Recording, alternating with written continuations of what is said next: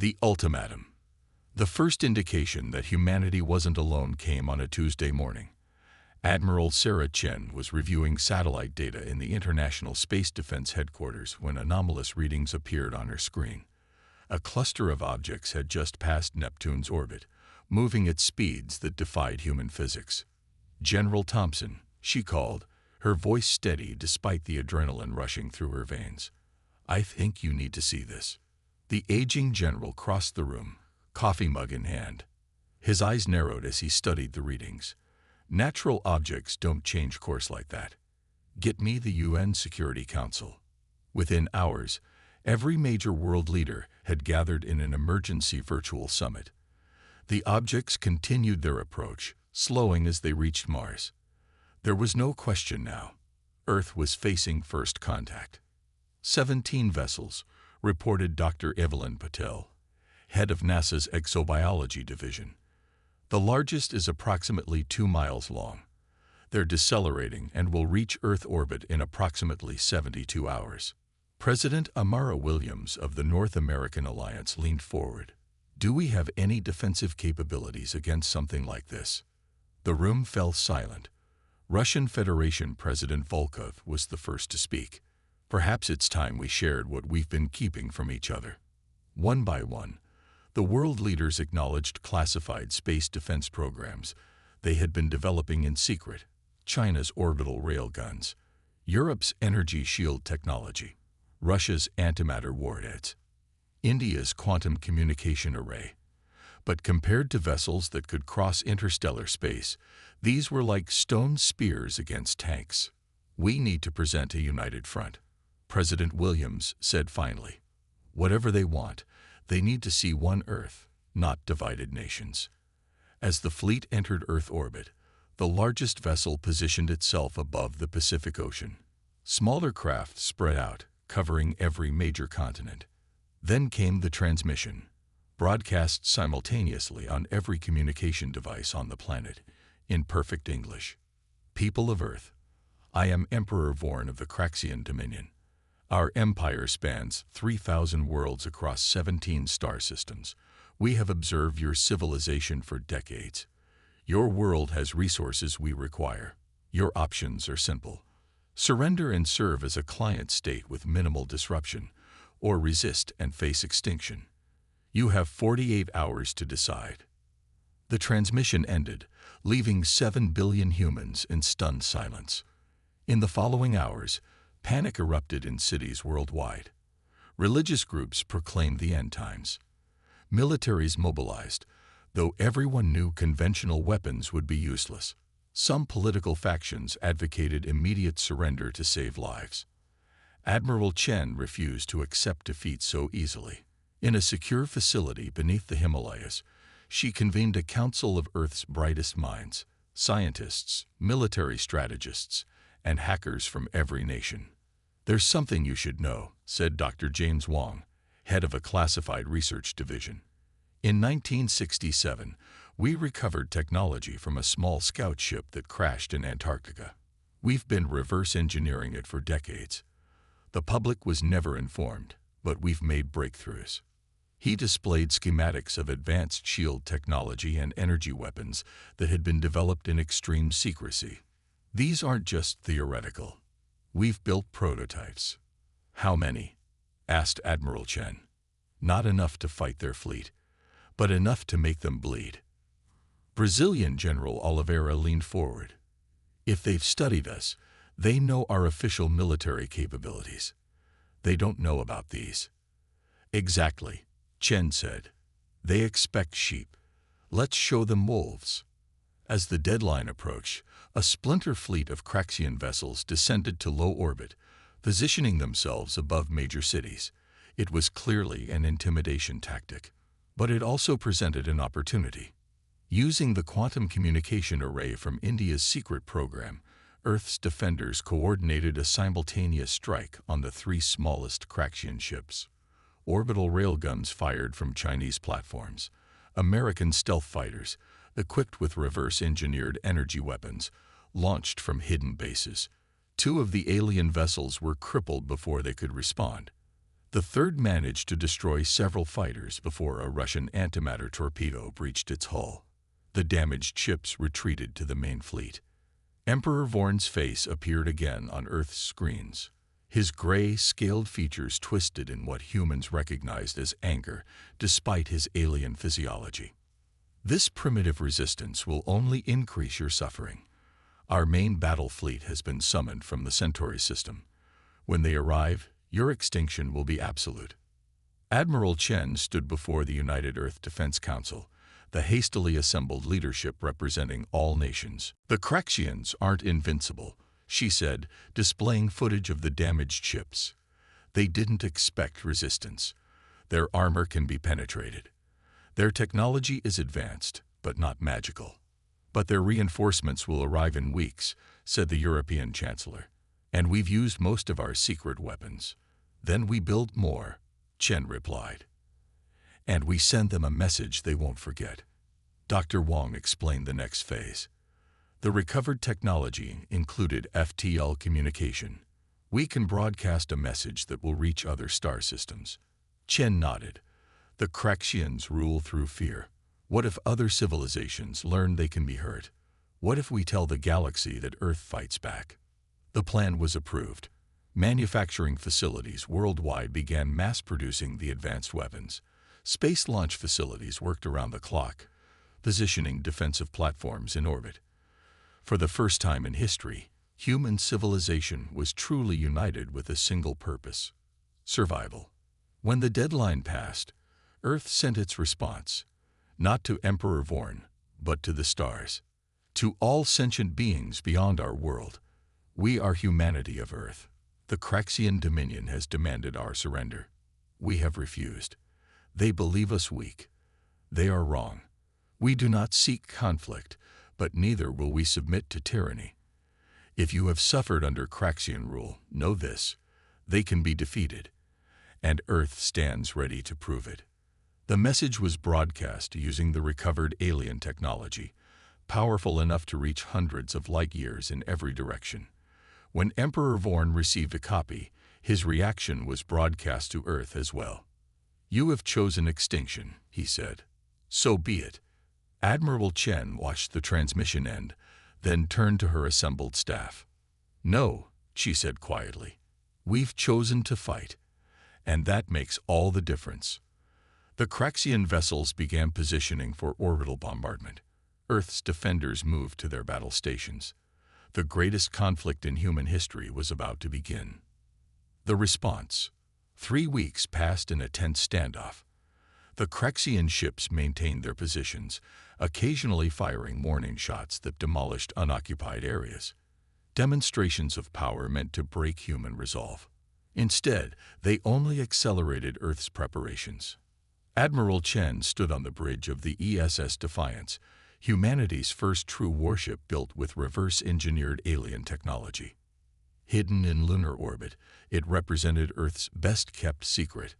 Main battle fleet detected, announced Lieutenant Rivera. 87 vessels just appeared beyond Jupiter's orbit. Chen nodded grimly. Right on schedule. Are our trap networks in position? Yes, Admiral.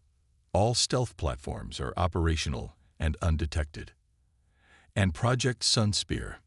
Dr. Wang looked up from his console. Energy levels at 98%. We're ready.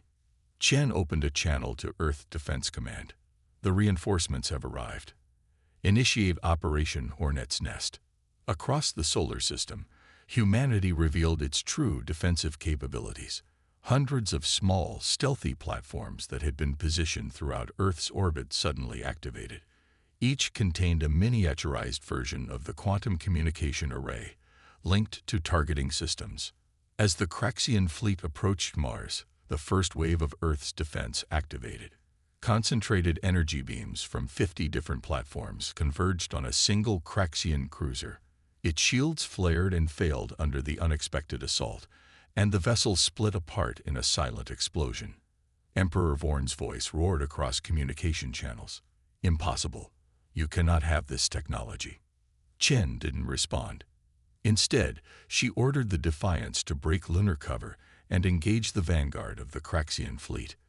The Earth vessel was smaller than the alien warships, but it was built specifically to counter their technology. "Deploy the quantum disruptors," Chen ordered. The Defiance fired specialized weapons designed to interfere with the exotic particles the Craxian ships used for shields and propulsion.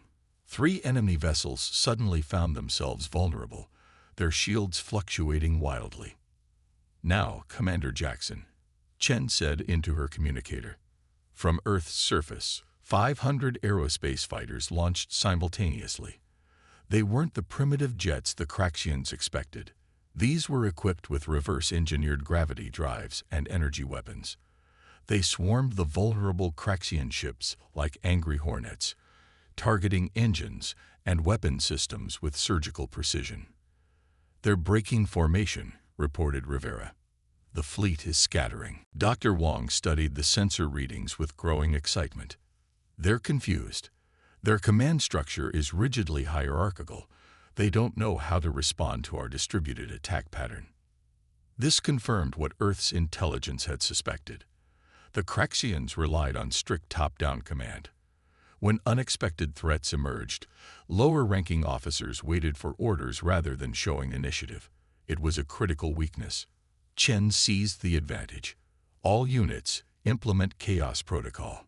Random attack patterns, maximum unpredictability." Earth's defenders broke into smaller units, attacking from multiple vectors without any discernible pattern. The Craxian response was slow and disorganized as commanders waited for instructions from above. Meanwhile, at the secret facility beneath the Himalayas, Project Sunspear reached full power. The massive device, built from the scout ship's recovered drive core, generated a focused gravitational wave aimed at the largest Craxian vessel, Emperor Vorn's command ship. The effect was immediate and devastating. The gravitational distortion compressed one side of the massive warship, sending it spinning out of control. Secondary explosions rippled across its hull as internal systems failed. For the first time, panic was evident in the Craxian communications. "Fall back to Jupiter," ordered a voice that wasn't Vorn's. "Regroup at the gas giant." The surviving Craxian vessels retreated, pursued by Earth fighters that continued to harass their flanks. Chen ordered the Defiance to maintain position near Earth, suspicious of the too rapid retreat. Her caution was justified. As the main fleet reached Jupiter, a dozen Craxian ships broke away, accelerating back toward Earth at maximum speed. A suicide run. "They're going to try to ram the planet," Chen realized. "All defense platforms, focus fire on those ships."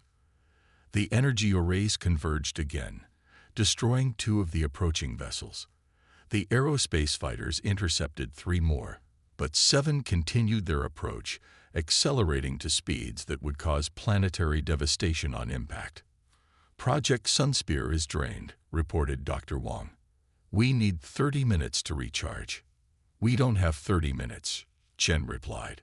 She made a quick decision. "All personnel abandon ship. I'm taking the Defiance to intercept." Despite protests, Chen remained at the helm as the Earth vessel accelerated to meet the Craxian suicide ships. She positioned the Defiance directly in their path, then overloaded the quantum disruptors to create a massive energy field that distorted space itself. When the Craxian ships hit the field, their trajectories bent sharply. 3 collided with each other in a spectacular explosion. The others were thrown off course, missing Earth by thousands of miles. The Defiance's systems failed catastrophically, but Chen had anticipated this, sealing herself in a survival pod before the ship broke apart. As she drifted in space, waiting for rescue, Chen watched the remaining Craxian vessels regroup near Jupiter. Then, unexpectedly, they began accelerating away from the solar system. They were retreating. Hours later, recovered by an Earth rescue vessel, Chen joined the Defense Council via hologram. The mood was cautious but optimistic. "The Craxian fleet has left the system," confirmed General Thompson. "Our long-range sensors show them heading toward the Centauri system." "And Emperor Vorn?" asked President Williams. "His command ship was severely damaged, but managed to escape. We intercepted communications indicating he was injured but alive. Chen nodded. They'll be back, and in greater numbers. But we've bought time, said Dr. Wang. And more importantly, we've sent a message to the galaxy. The Craxians aren't invincible. That message had already begun to have effects. Within days, Earth received transmissions from 3 different alien civilizations, former victims of Craxian expansion, who had been watching the battle through their own advanced sensors. They offered technology, resources, and alliance. 1 month after the battle, Admiral Chen stood before the United Nations General Assembly. Today, we join a galactic community, she said, not as conquerors or the conquered, but as equals. The Craxian Empire believed us primitive and weak. They thought we would surrender rather than fight. They were wrong. She paused, looking across the faces of representatives from every nation on Earth. Humanity has always been at its best when challenged. We've survived ice ages, plagues, and our own destructive tendencies. Now we've survived our first interstellar threat. The stars are watching us, and what they see is a species that refuses to kneel. Chen activated a hologram showing the rapidly forming alliance of civilizations uniting against Craxian domination. Earth sent a warning to the stars, she concluded, and the stars have answered. We are not alone in our defiance. The Craxian Empire wanted war. Now they'll learn what it means when free worlds stand together. In the vast throne room of the Craxian capital ship, limping back to their home system, Emperor Vorn nursed his wounds and seethed with rage. His advisors dared not approach as he reviewed the battle footage again and again. How? He demanded of no one in particular. How did primitives who have barely left their own moon defeat our battle fleet? His highest general finally spoke. They had help, Emperor. The technology they used. Some of it resembles the Arcturian designs. Vorn's eyes narrowed. Impossible. We wiped out the Arcturians a century ago. Perhaps not completely, the general suggested carefully. And now it seems they have allies. Vorn crushed the display device in his clawed hand. Prepare the Grand Armée. We will return to Earth with a force that will blacken their skies. But Emperor, protested his science advisor, mobilizing the Grand Armada will leave our core worlds vulnerable. Already there are reports of uprisings in 3 systems. Vorn silenced him with a gesture. Earth has challenged us. They must be answered, no matter the cost. As the damaged fleet limped homeward, new transmissions spread between stars. Tales of how a single planet on the galactic fringe had bloodied the nose of the mighty Craxian Empire. On 100 worlds, subjugated species began to whisper a new word of hope. Earth. The next war would not be fought alone.